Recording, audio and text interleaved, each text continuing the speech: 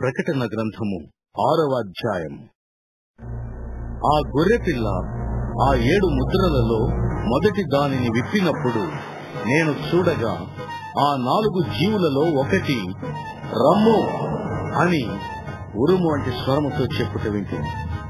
మరియు నేను చూడగా ఇదిగో ఒక తెల్లని గుర్రము కనబడింది.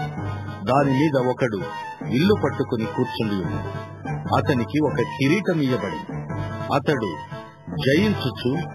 జయించుటకు బయలువెళ్ళింది. ఆయన 2వ ముద్రను విప్పినప్పుడు రమ్ము అని 2వ జీవి చెప్పుట వింటింది. అప్పుడు ఎర్రనిదైన వేరొక గుర్రము బయలువెళ్ళింది. మనుషులు ఒకని ఒకడు చంపుకున్నట్లు భూలోకములో సమాధానము లేకుండా చేయుటకు ఈ గుర్రము మీద కూర్చున్న వానికి అధికారం ఇయ్యబడింది. మరియు అతనికి ఒక పెద్ద ఖడ్గం ఇయ్యబడింది. ఆయన 3వ ముద్రను విప్పినప్పుడు రమ్ము అని 3వ జీవి చెప్పుట వింటింది. నేను చూడగా ఇదిగో ఒక నల్లని గుర్రము కనబడెను. దాని మీద ఒకడు త్రాసు చేత పట్టుకుని కూర్చుండి ఉండెను. మరియు దేనారమునకు 1 సేరు గోధుమలు, దేనారమునకు 3 సేర్ల ఎవలు, నూనెను ద్రాక్షారసమును పాడు చేయవద్దు అనియు ఆ 4 జీవుల మధ్య ఒక స్వరము పలికినట్టు నాకు వినబడింది. ఆయన 4వ ముద్రను విప్పినప్పుడు అని 4వ జీవి చెప్పుట వింటిని. అప్పుడు నేను చూడగా ఇదిగో పాండుర వర్ణము గల ఒక గుర్రము కనబడింది. దాని మీద కూర్చున్న వాని పేరు మృత్యువు. పాతాళ లోకము వానిని వెంబడించెను. ఖడ్గము వలనను, కరవు వలనను, మరణము వలనను, భూమిలో నుండి క్రూర మృగముల వలనను భూనివాసులను చంపుటకు భూమి యొక్క 4వ భాగము పైన అధికారము వానికి ఇయ్యబడింది.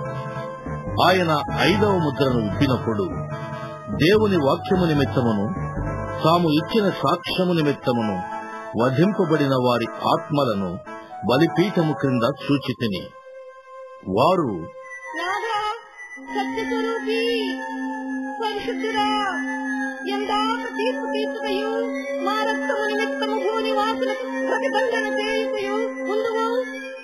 అని బిగ్గరగా కేకలు వేసిరి. తెల్లని వస్త్రము వారిలో ప్రతివానికి ఇయ్యబడెను.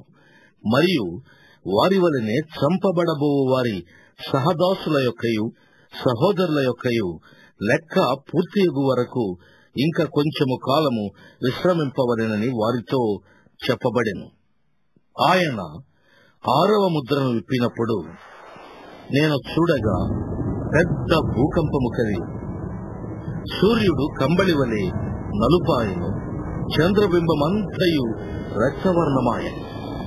పెద్ద గాలి చేత ఊగులాడు అంజూరపు చెట్టు నుండి అకాలపు కాయలు రాలినట్టు ఆకాశ నక్షత్రములు భూమి మీద రాలేదు. మరియు ఆకాశ మండలము చుట్టబడిన గ్రంథము వలెనై తొలగిపోయెను. ప్రతి కొండయు ప్రతి ద్వీపమును వాటి స్థానములు తప్పెను.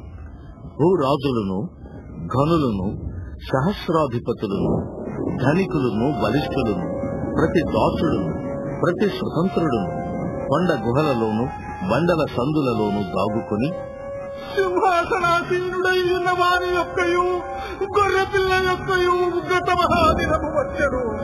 దానికి తాళదారిన వారెవడు?